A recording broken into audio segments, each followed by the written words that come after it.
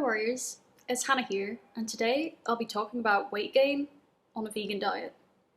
I often get asked a lot of questions about gaining weight in eating disorder recovery and in general, but I've never actually addressed this question in relation to a vegan diet, so that's what we're doing today.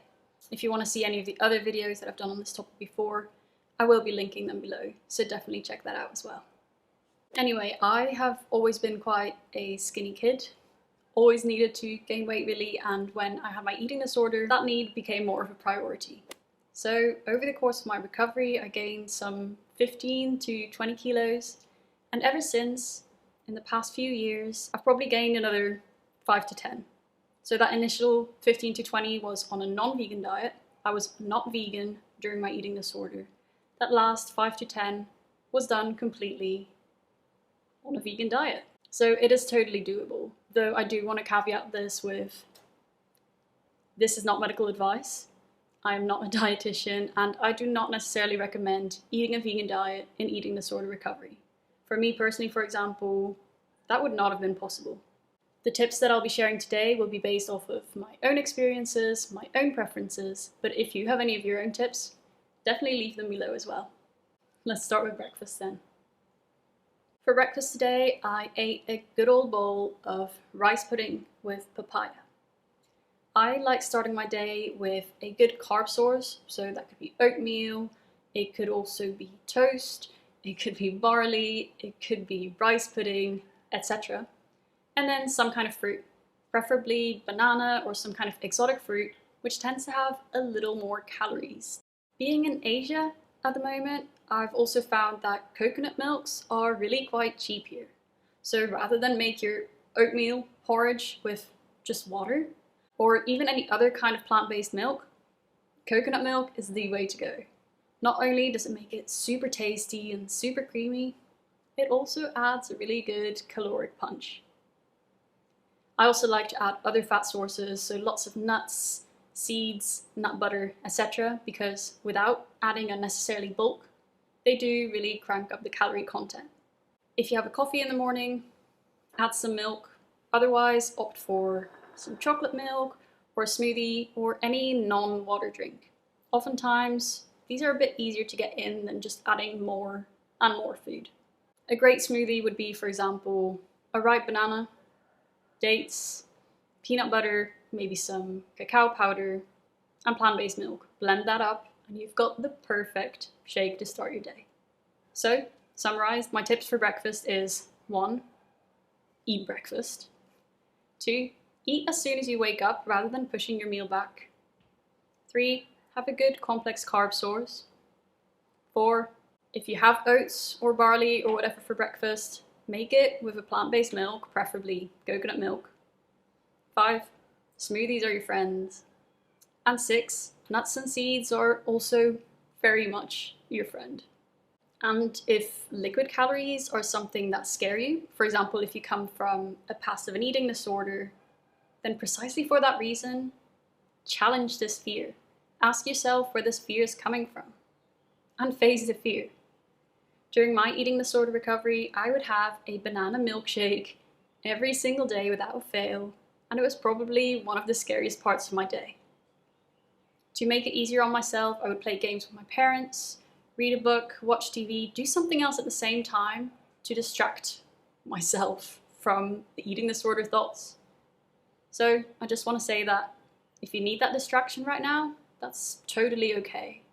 Not all of your meals have to be super mindful. If you're getting the food in, it's okay to not obsessively focus on it.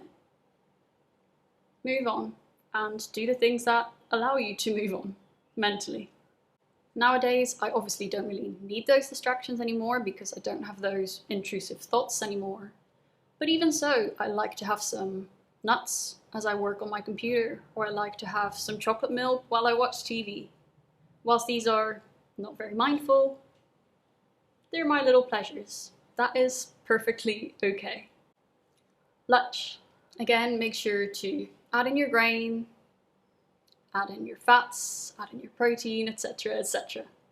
Don't just bulk up on the vegetables, especially the raw vegetables, because what ends up happening is that you'll be unnecessarily full, uncomfortable, bloated, and you probably won't want to keep eating and won't have enough capacity to eat the foods that will actually get you to your goals.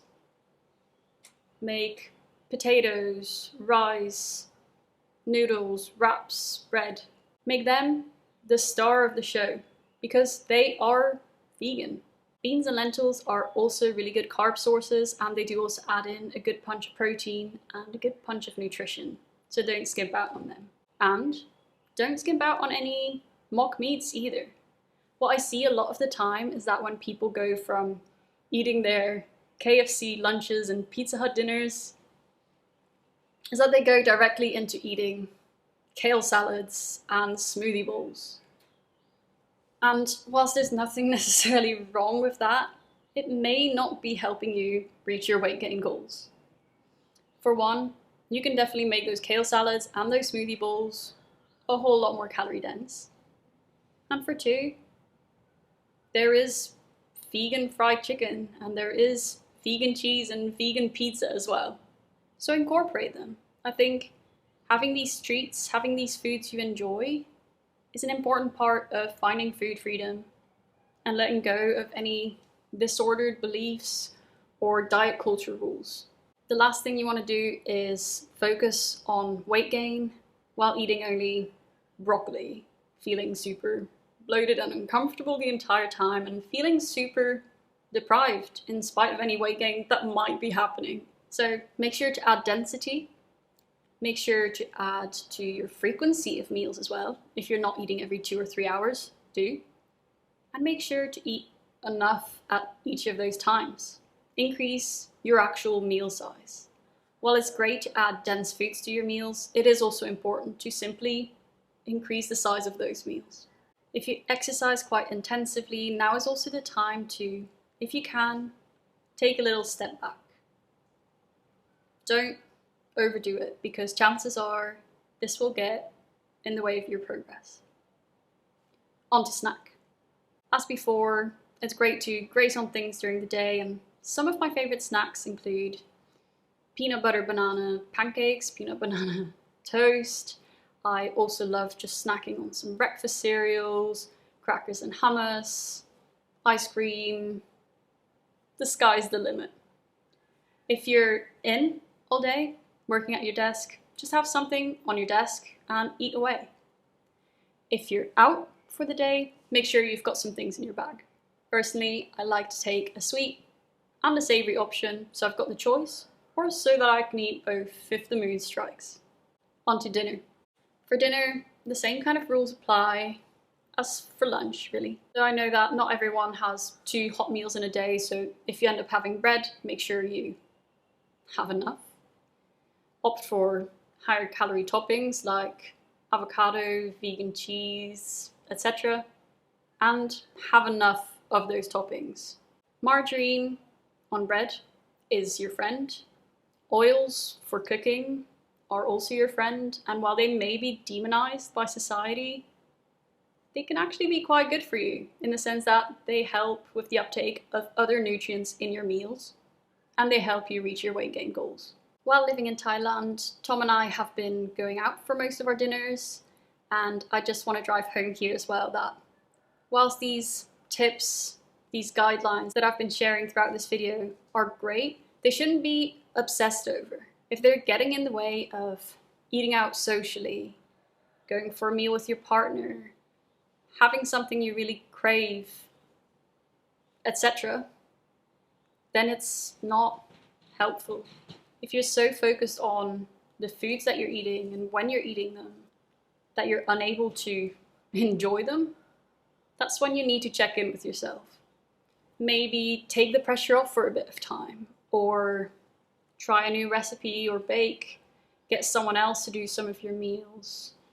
Do what you need in that moment, because what I found throughout the journey is that getting too obsessive over it tends to work against you rather than with you. When I was so focused on gaining weight that I became super body conscious, super depressed every time I saw the numbers on the scale, I was not my happiest, to say the least. So try to make it fun. Try to make it sustainable, and that's how you're going to see results. Distract yourself if and when you need to, and dive into some of your thoughts and automatic beliefs if and when you need to. Also, you don't need to do it alone.